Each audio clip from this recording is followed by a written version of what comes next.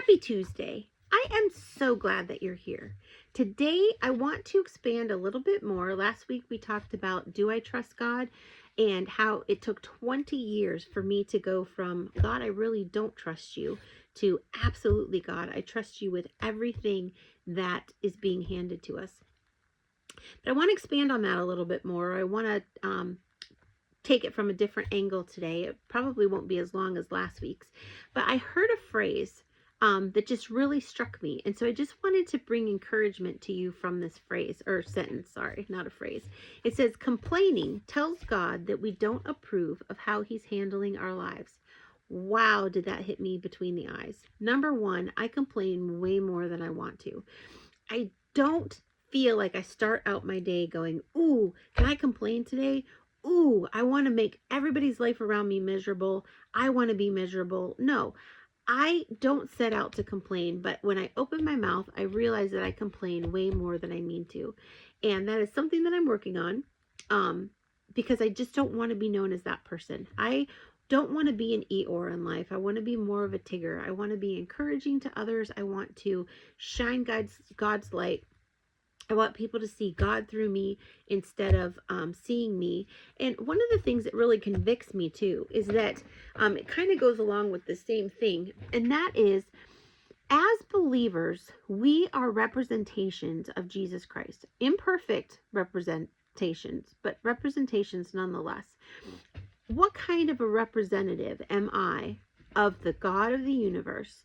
If he's living inside me, if I have accepted and surrendered my life to him, and the Holy Spirit lives inside of me, guiding me, comforting me, helping me to discern between good and evil, helping me to speak the truth in love, helping me to be the salt and light, planting seeds of don't you want what I have type of a thing. But what kind of a representation am I? What kind of a representative am I if I am complaining all the time? So this really struck me. Complaining tells God we don't approve of how he's handling our lives. And that goes back to, do we trust God? If we don't trust him, then we are going to complain because we aren't going to approve of how he's handling things. I can tell you from the past 20 years of wrestling with the whole do I trust God thing, there have been many situations in my life, as I'm sure there have been in yours as well, where I'm like, what in the heck is going on? Like, God, do you see what's happening? Do you see how that person's treating me? Do you see how unfair this situation is? Do you see how I'm up against the wall and I have no way to escape? Do you see the difficulties? Do you see the valleys that I'm walking through? Do you see the incredible challenges that I'm up against? Like, come on, God, where are you? Like, what's going on? I don't want to live that way. And I'm telling you, when I finally turned the corner and realized that I trust God, it really created a shift in me. I still complain about the little things. I'm working on reshifting my mindset, reprogramming my automatic responses, because there are certain times in the day and certain habits that I've gotten into that if I hear a specific ringtone, or if I hear like if somebody calls at 4 o'clock in the morning, and I know they're going to be calling because I know that work awaits and I know, those things are happening, but my automatic response is, I'm working on changing that habit because in honesty, in all honesty, I really don't feel that, it's just that initial gut punch of, I really don't want to get out of this nice, warm, cozy bed. I don't want to wake up at 3 o'clock in the morning type of a thing. But the more that I have learned to trust God, that it seems like whatever obstacle comes, if I start to worry, if I start to try to control, if I start to try to,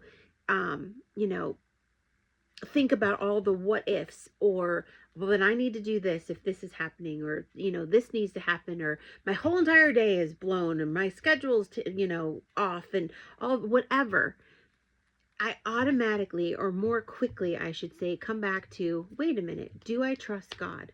I was just having a conversation with somebody today, actually, and we were talking about God's timing. And she was apologizing to me because she's like, oh, I don't have, I'm so sorry. It's taken me so many months to get back to you with this and that and the other. And I'm like, wait a minute. I said, stop right there. Let me encourage you. I believe in God's timing. I believe that his timing is best. So if you haven't been able to get it back to me yet, then there's a reason for that. He either hasn't given you everything that you need. Everything that you need hasn't happened yet in life so that you can get it.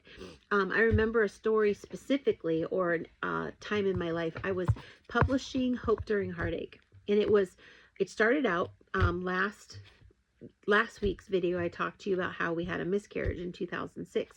Well, 2007 was when the baby was supposed to be born, July 7, 2007. And I really struggled that summer because my husband had gotten sick in February, and that summer was just awful. It was just a roller coaster. He was so ill. It was just such a struggle. So I'm grieving, and I don't feel, and I have to support my husband. I want to support him, but I mean, I'm grieving, so I can't really share that grief with him because he's struggling physically. And so it was just a really, really difficult time. And so I was looking for something to give me hope. And I remember praying that specifically to God. God, I want to read something that will give me hope that I will smile again one day, because right now life just seems awful. And so I read this book, or I got this book at a bargain bookstore, and it was 20 stories. It was a compilation of 20 different women's stories that had lost a baby. And I'm like, oh, that's exactly what I need, because I'm a relational person. So I want to read about other people's stories and how they found hope. I don't want to read statistics. Well, 3/4 of the women will have miscarriages in their life, and 56% of them will go on to have healthy births, and 24% of them, I didn't want statistics. I wanted relational. I wanted to know that life goes on and that I would smile again. So I finished this book, and it just made me angry. There were swear words in it. The women were angry. Nobody was happy. Like, there was no God in this book. It was written by secular people, and it had a secular mindset to it. And I wanted godly hope. And so I remember yelling, and I say that facetiously. I was venting. I wasn't yelling at God. I wasn't mad at God. I was just mad in general. And I remember yelling to God, if I can't find a book that I want, then I'm just going to write it myself. And I just remember speaking that out loud. And sure enough, 7 years later, 2014, Hope During Heartache was published. Well, between the writing of it and the editing process, I needed a book cover. And I self-published my book, so I needed to do all of this myself, or find somebody who could help me. And I was frustrated because I was like, oh, I want to get this book out. I want to publish this book, but I can't find the right cover. So I'm like grasping at straws about what kind of a cover it would be. This was in the summer of 2014, and I'm just exhausting myself, expending all this energy that didn't need to be expended, all because I'm like, I've got to get this book out. I got to find the right cover, blah, blah, blah. September, I was volunteering for my kids' school. We were doing the concession stand on a Friday night. My youngest and I were in the concession stand, and my other two were in the band.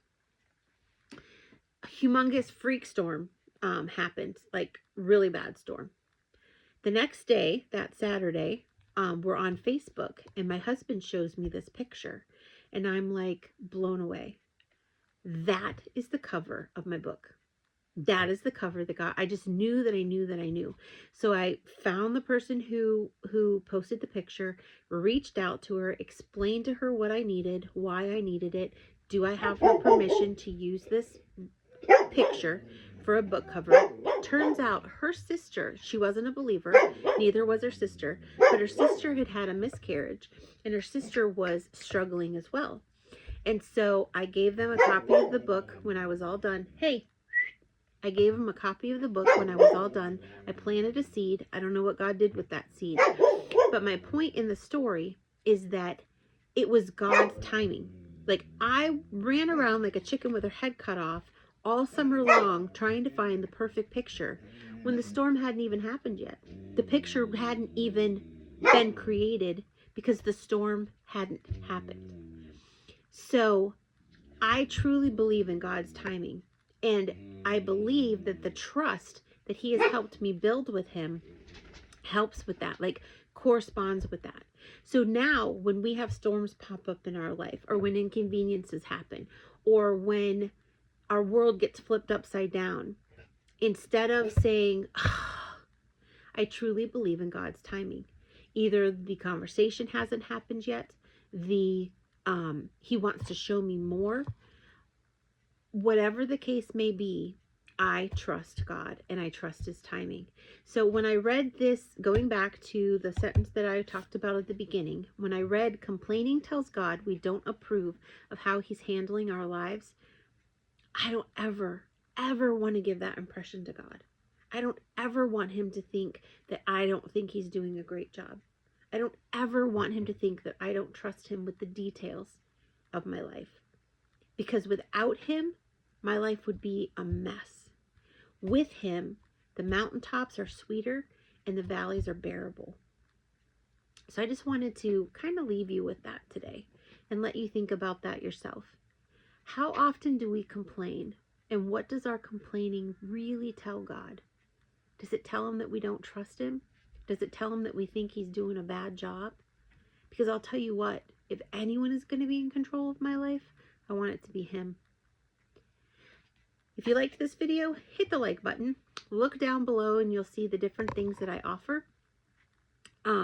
If you would subscribe and if you would share it, I would greatly appreciate it.